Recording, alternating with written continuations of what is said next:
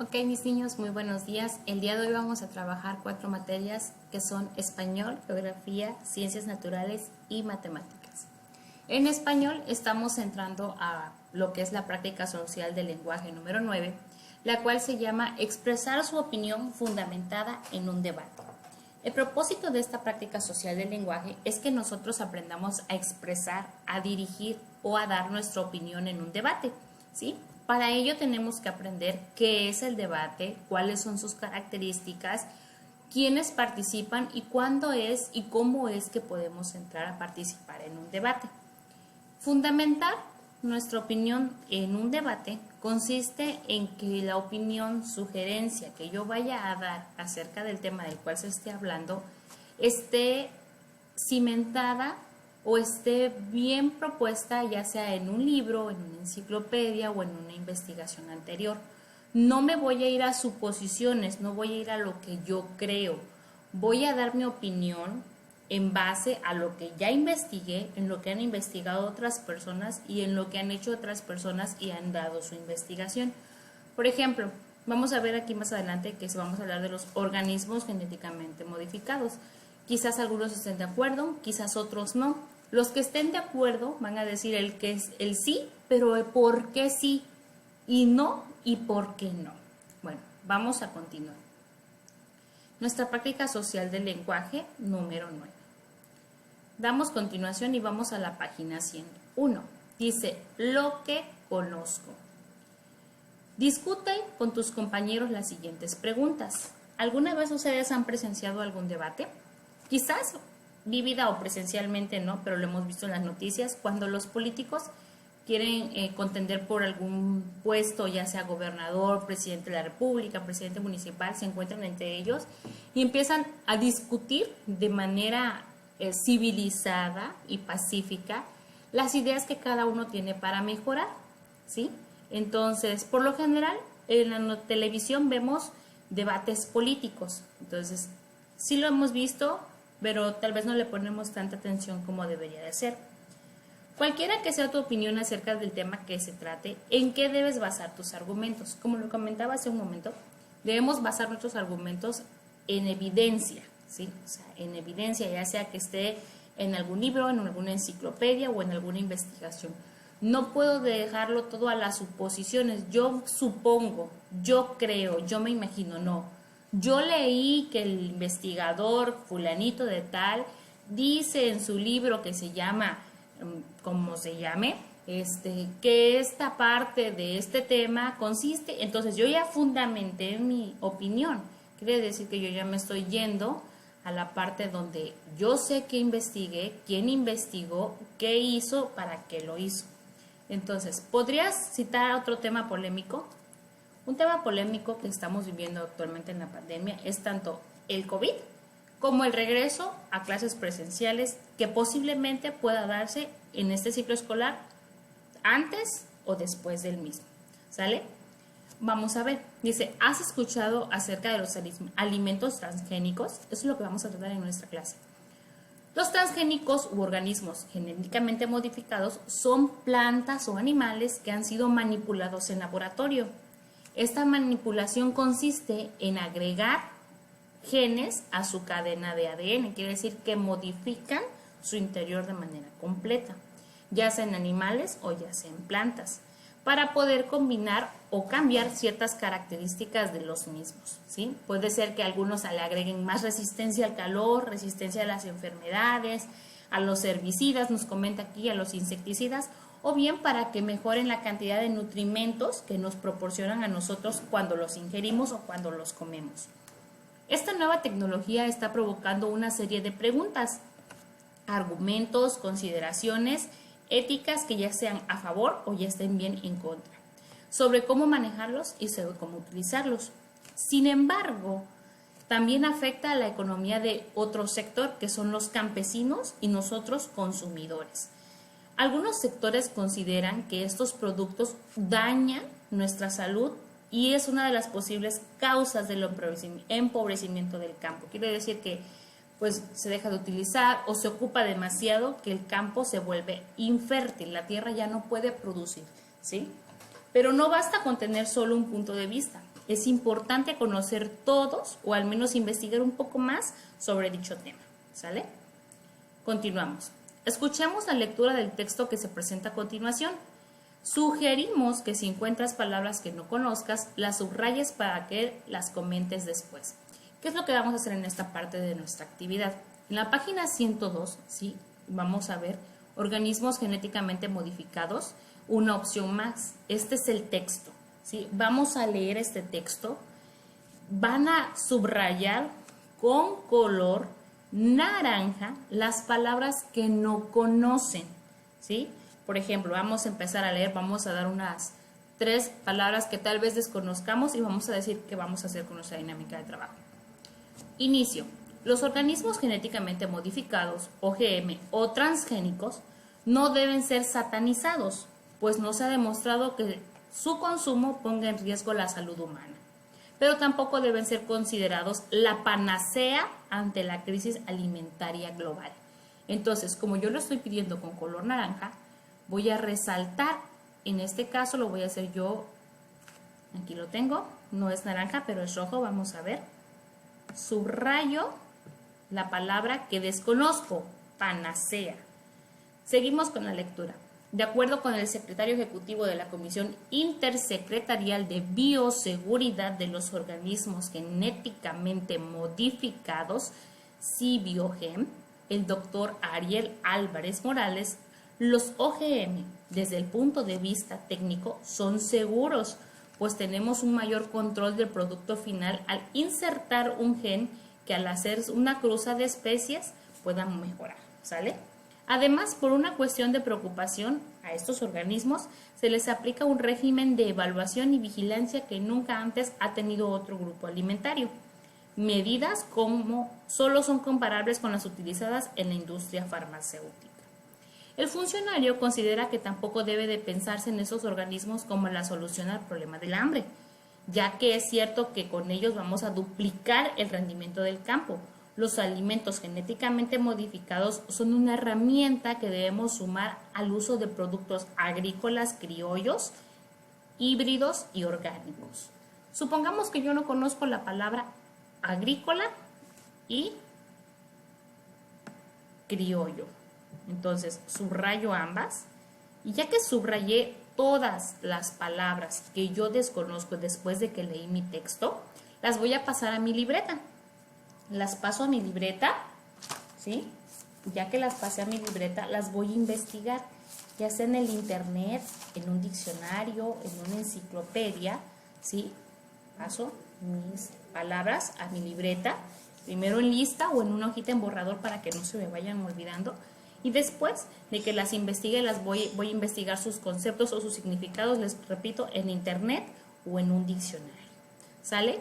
También aquí mismo, dentro de este texto, con color amarillo, vamos a subrayar las palabras que unan una oración con otra, ¿sí?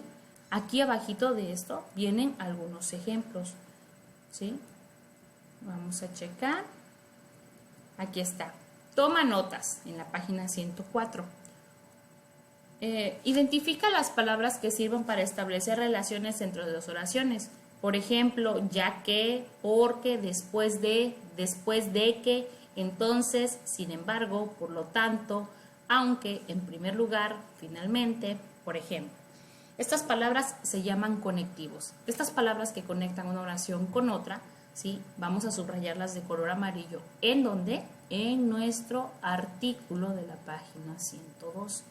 Buscamos, por ejemplo, los organismos genéticamente modificados o transgénicos no deben ser satanizados, pues no se ha demostrado que su consumo ponga en riesgo la salud humana, pero tampoco, ¿sí? Tenemos aquí una palabra que conecta dos oraciones, pero tampoco, ¿sale? Pues ya encontramos una, la subrayamos de color amarillo. De color naranja las palabras que desconozco, de color amarillo las palabras que conectan una oración con otra.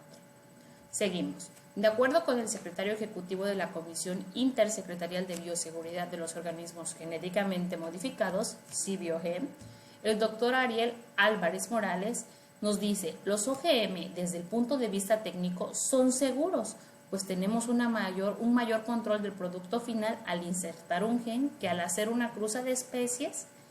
Además, por una cuestión de preocupación, se les aplica un régimen de evaluación y vigilancia que nunca antes se ha tenido en otro grupo de alimentos, medidas solo comparables con las utilizadas en la industria farmacéutica. Lo encontramos, seguimos. El funcionario considera que tampoco debe pensarse en estos organismos como una solución al problema del hambre, ya que no es cierto que con ellos vamos a duplicar el rendimiento del campo. Los alimentos genéticamente modificados son una herramienta más que debemos sumar al uso de productos agrícolas, criollos, híbridos y orgánicos. No hemos encontrado otra vez. Continuamos. El doctor Ariel Álvarez menciona que en la parte nutricional estos organismos no tienen diferencia alguna con los productos convencionales orgánicos y que los beneficios por el uso de transgénicos son para el productor, ya que no requerirá invertir en la inversión de plaguicidas con el fin de garantizar la seguridad de su cosecha. ¿Sale? No hemos encontrado. Seguimos. 10 años de retraso en investigación. Ese es un subtema. Sobre la presencia de los transgénicos en nuestro país, el doctor Álvarez comentó que productos de este tipo se importan y consumen desde hace varios años.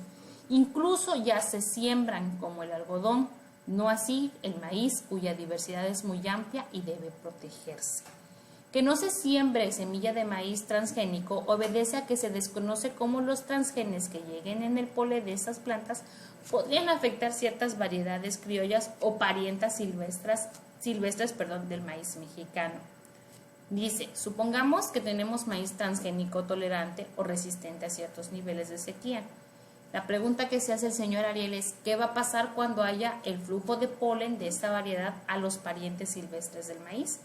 ¿Estos podrían ampliar su hábitat y desplazarían otras plantas? ¿Sí o no? Esto no sería deseable, puesto que no queremos modificar el medio ambiente de esta forma. ¿Sale? Durante 10 años hubo una moratoria en México que nos impidió experimentar con maíz genéticamente modificado y desarrollar el conocimiento que ya deberíamos tener sobre las consecuencias de sembrarlo. Hemos desperdiciado todo este tiempo y ahora debemos recobrarlo para poder responder a estas preguntas. ¿Tenemos otra más? ¿Y ahora? ¿Sí? Nos está dando la indicación de que está uniendo una oración con la otra. Entonces, hacemos de tarea esas dos partes, por favor.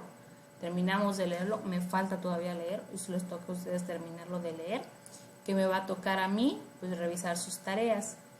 Les repito otra vez, la primera es leer la página 102, 103 de los organismos genéticamente modificados, en donde voy a resaltar en color naranja las palabras que yo desconozco, las paso a mi libreta y después busco su significado en internet y lo escribo en mi libreta. Después vuelvo a leer este mismo artículo y voy a subrayar con color amarillo los conectores, las palabras o palabra que una oración con la otra. ¿Sale? Ahora vamos con lo que es ciencias naturales.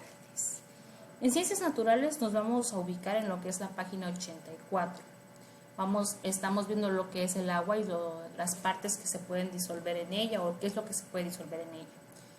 Vamos a escuchar. Si consideramos que el 65% del peso del cuerpo humano es agua y que 1 litro de agua pesa aproximadamente 1 kilo, ¿cuántos litros de agua contendría el cuerpo de una persona que pesa 80 kilos? Aproximadamente cuánta agua contiene su cuerpo, ¿sí? Entonces, tenemos que saber a cuánto correspondería el 65% de lo que es 80. Entonces, si 1 litro de agua es casi igual a 1 kilo, nos dice que pesa 80 kilos esta persona. Lo multiplicamos 80 por 0.65 y nos dice que 52 kilos del total que pesa esta persona corresponden solamente a lo que es agua. ¿Sale? Es importante mencionar que en un día llegamos a perder alrededor de 3/4 de litro de agua a través de la piel, por los pulmones, cuando respiramos, cuando sudamos, cuando aumenta la temperatura, ¿sí? Perdemos agua porque sudamos. Pero también la desechamos al momento de ir al baño, ya sea en pipí o ya sea en popó. En este caso es necesario recuperarla tomando líquidos como lo que son los sueros rehidratantes o un suero normal que nos dan en el centro de salud, que lo podemos disolver el polvito en agua. También nos ayuda a hidratarnos de manera muy buena. ¿Sale? Continuamos. Página 85. Gracias a la capacidad que tiene el agua para disolver casi cualquier sustancia, se puede utilizar el agua en muchos productos que consumimos casi la mayor parte del tiempo. Sin embargo, es posible que todavía no nos hayamos percatado de todo esto. ¿Sale? Este experimento que dice contiene agua, no lo vamos a hacer, vamos a hacer el siguiente. El agua es uno de los disolventes más empleados en todo el mundo, ya sea con los limpiadores, jabones, medicinas, alimentos, suspensiones, en nuestras actividades diarias, como al preparar alguna bebida, que le echamos el polvito del tanque y le echamos agua, ¿sale? Y en la limpieza del hogar, porque pues no le podemos poner, no sé, el fabuloso o el pinol o el cloro nada más directo, tenemos que disolverlo con agua para que no nada más vaya la sustancia completamente concentrada. Cuando un material se disuelve en agua, se dice que es soluble, o sea que se puede dividir en más partes o pues disolver más que nada en ya sea en agua o ya sea en alguna otra sustancia. En grupo vamos a comentar la importancia de la solubilidad de los productos que usamos de manera cotidiana. Por ejemplo, estamos hablando ahorita de lo que es la limpieza. El pinol, cuando lo disolvemos en agua, el agua no queda totalmente transparente, contiene ciertas partes de pinol. Se dan cuenta cuando ponemos el agua y después el pinol, o primero el pinol y después el agua toma un tono como blanquecino. Quiere decir que el agua ayudó a que la sustancia que contiene el pinol, o el pinol mismo, se disuelva. Quiere decir que ya no esté tan concentrado, sino que se divida o subdivida en más partes que le van a dar olor y sustancia a esta agua. ¿Sale? Seguramente muchos de los productos que utilizamos en el hogar generan desechos, ya sea espuma de los jabones, de nuestro shampoo, de los detergentes, ¿sí? Las medicinas que están caducas, los disolventes químicos como lo que pueden ser, no sé, el líquido para limpiar las estufas, eso también se disuelve en agua, ¿sí? Los residuos de comida. Pero si todos esos desechos que contienen ciertas partes o ciertas cantidades de químicos se desechan en las coladeras de nuestra colonia, de nuestro callejón, de nuestra escuela, nuestra comunidad, ¿qué es lo que pasaría? Si, por ejemplo, existe la sosa cáustica, que es para poder limpiar los baños, que es muy corrosiva y es altamente tóxica para nosotros como ingerirla, porque nos provocaría un envenenamiento. Si esta sosa cáustica se derrama en las coladeras y esta coladera, por ende, por X o por Y situación, va a dar a un tubo de agua potable, esa agua se va a contaminar, ¿sí? Entonces, esa agua que supuestamente tenía que ser potable ya no lo va a ser. ¿Por qué? Porque se está contaminando con lo que es la sosa cáustica y va a generar enfermedades del tracto digestivo, va a generar enfermedades del tracto respiratorio, puede ser que genere pequeños o grandes envenenamientos en las personas, en una o en varias. Entonces debemos de cuidar que los químicos que tengamos o que tenga nuestra mamá en casa no los derramemos en el agua, principalmente en coladeras, en ríos, en lagos, en el mar, porque todo viene a desembocar ¿a dónde? Al océano, ¿sí? Entonces debemos de cuidar de no desperdiciar o de no tirar estos químicos directos a lo que es el agua. ¿Se podría volver a utilizar el agua? No, claro que no. A pesar de que pasaría con un tratamiento químico, no sería bebible. Podría ser utilizada quizás ni como riego porque contendría cantidades de contaminantes. Podría ser tal vez para desinfectar algún lugar o para lavar el mismo baño, ¿sale?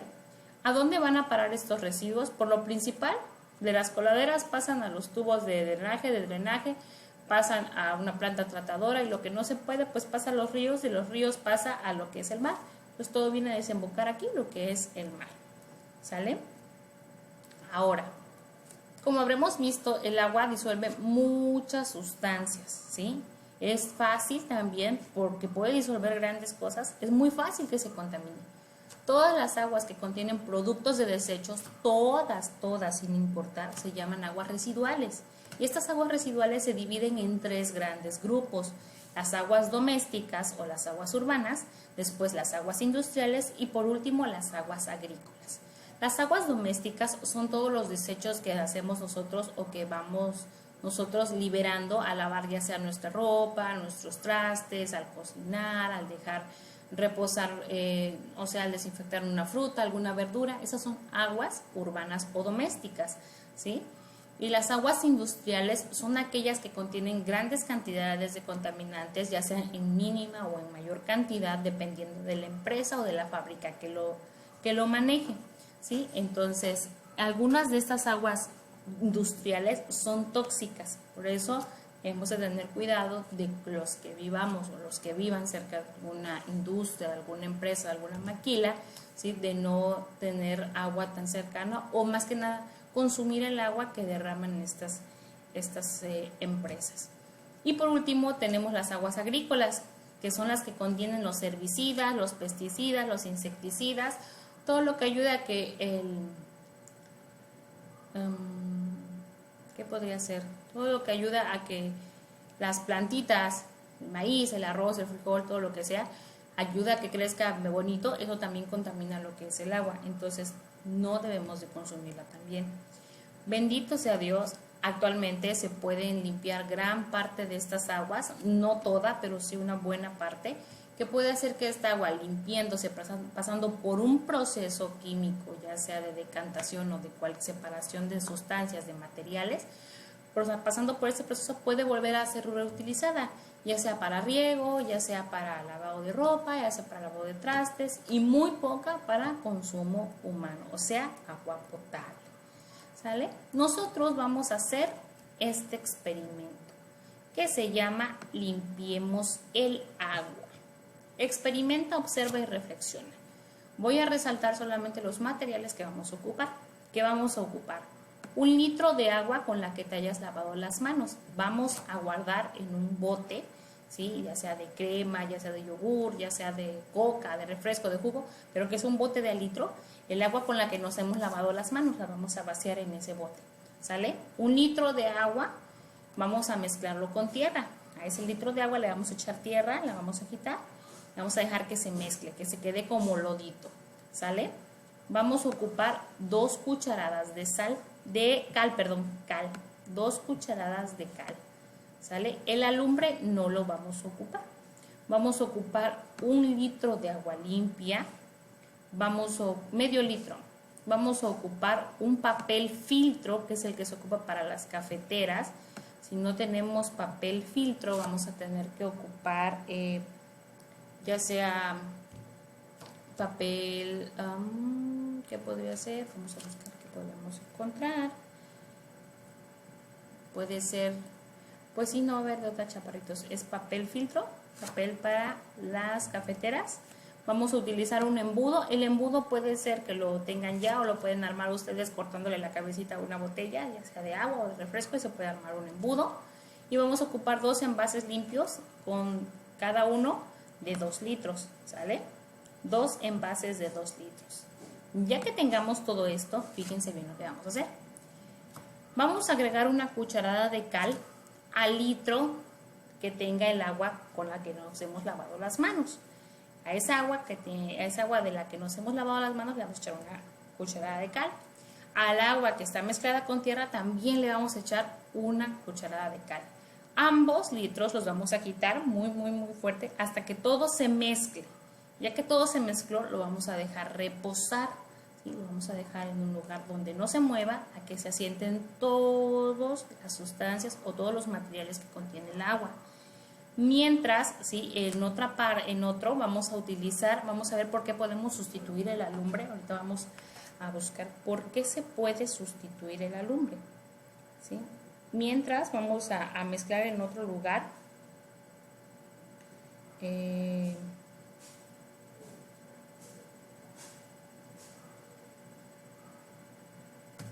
Mientras en el medio litro de agua vamos a mezclar lo que es el alumbre o su sustituto, ¿sí? Lo vamos a mezclar y lo vamos también a agitar de manera muy vigorosa, ¿sí? Ya que se haya mezclado bien el alumbre con el agua o su sustituto, vamos a agregar 1/4 parte de esta mezcla a cada litro de agua.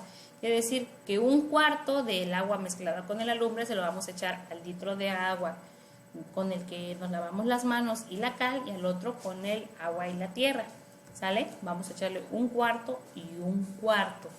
Vamos a volver a agitar la mezcla y vamos a dejar otra vez que se asienten todos los materiales o las sustancias que contiene nuestra agua. Vamos a colocar el papel filtro, el papel de la cafetera, lo vamos a colocar en el embudo y en uno de los envases limpios de 2 litros, ¿sí? Sin mover mucho el recipiente que tiene el agua mezclada con la cal, el agua de las manos y el alumbre, ¿sí? Acuérdense que en un recipiente va el agua de las manos, la cal y el alumbre.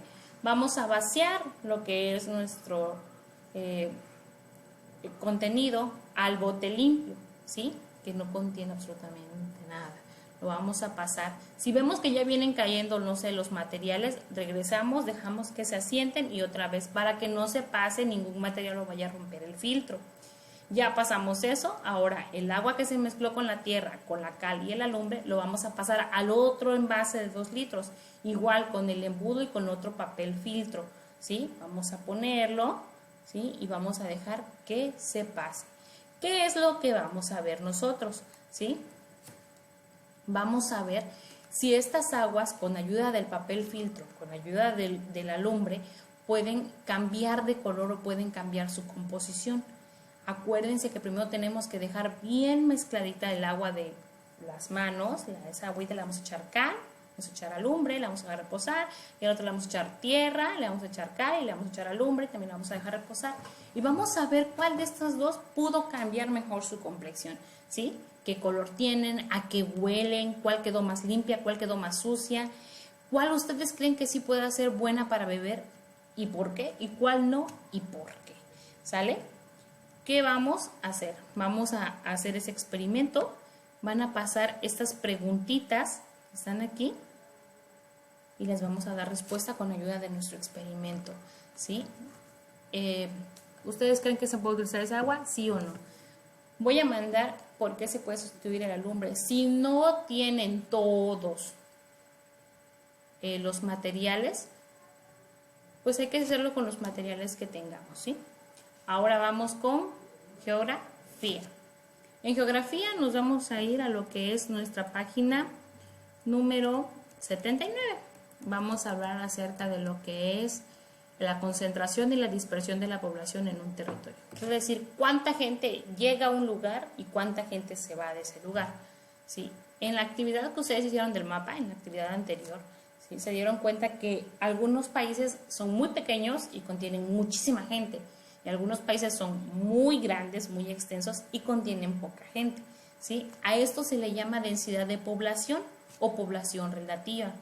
Esta se determina cuando se suman todos los habitantes, saben cuánto hay y sabe cuántos kilómetros contiene este país o continente.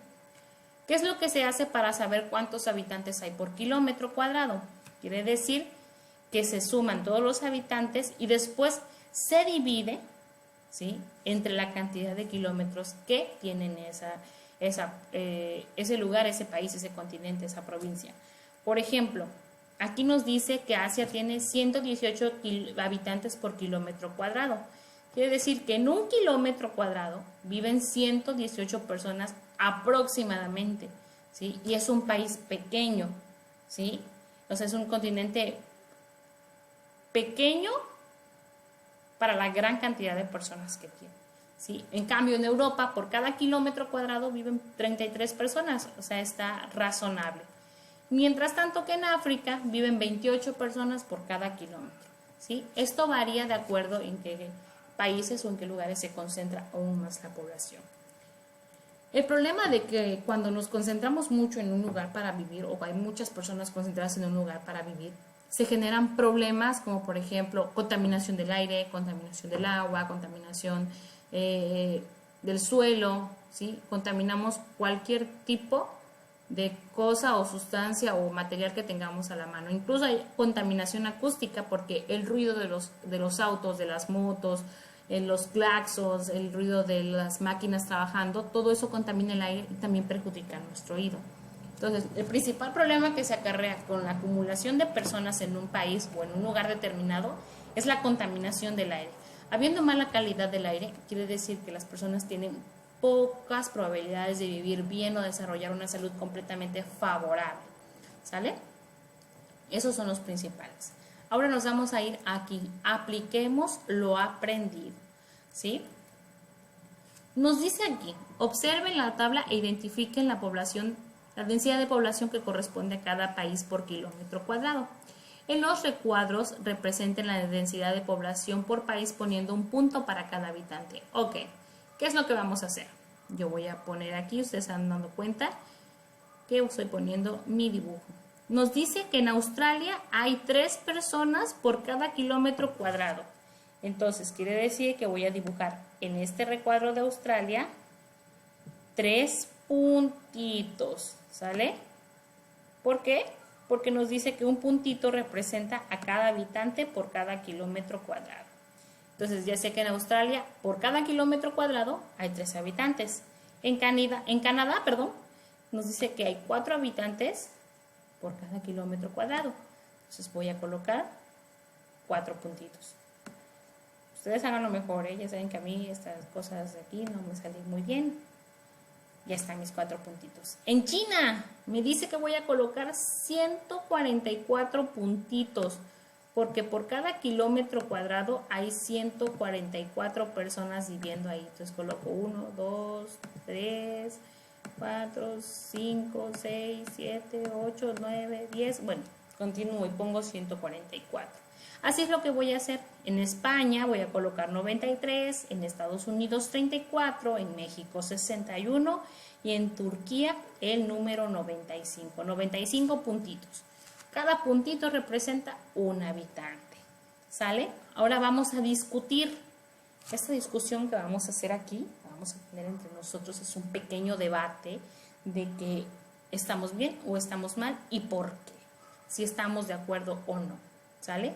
¿Ustedes creen que si Estados Unidos y Canadá tienen casi la misma cantidad de kilómetros, la densidad de su población, o sea, la cantidad de gente que vive por kilómetro cuadrado, debe ser igual en ambos? Los dos miden casi lo mismo en kilómetros, pero tienen diferente. Por ejemplo, Canadá tiene 4 personas por cada kilómetro y mide casi lo mismo que Estados Unidos, mientras que Estados Unidos tiene 34 personas por cada kilómetro cuadrado. ¿Está de acuerdo? ¿Va a la par? No, ¿verdad? Entonces, la densidad de su población debe ser semejante, debe de ser adecuada, no semejante, debe de ser adecuada, ¿sí? No tener tampoco tan poca gente, pero tampoco demasiado, o sea, debe de encontrar un equilibrio, ¿sale? México es un país sobrepoblado, ya que tiene 61 habitantes por kilómetro. ¿Estamos entre lo correcto? No, ¿verdad? No estamos en lo correcto.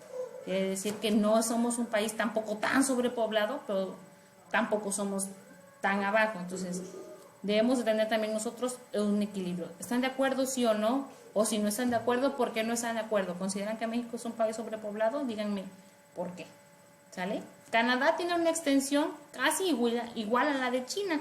Por lo tanto, ambos países son sobrepoblados. Este es total y rotundamente no. ¿Sí? Canadá es un país con poca población y China es un país con demasiada población. Entonces, los dos no son sobrepoblados, solamente es China. ¿Sale? Entonces, es lo que estamos haciendo nosotros. Cada una de estas afirmaciones, ¿sí? Porque creo que los revolví, cada una de estas afirmaciones me van a poner sí o no y por qué. Si Estados Unidos mide casi lo mismo que Canadá, ¿debe de vivir la misma cantidad de personas por kilómetro cuadrado? Sí, y me dicen por qué, y no, me dicen por qué. En cada una de estas afirmaciones me van a venir diciendo por qué sí y por qué no. Estas afirmaciones las vamos a pasar a nuestra libreta, ¿sale? Esto es lo que vamos a hacer, ¿sale? Ahora vamos a ir con matemáticas, y en matemáticas nos vamos a ir a lo que es la página 97. ¿Sale, chicos?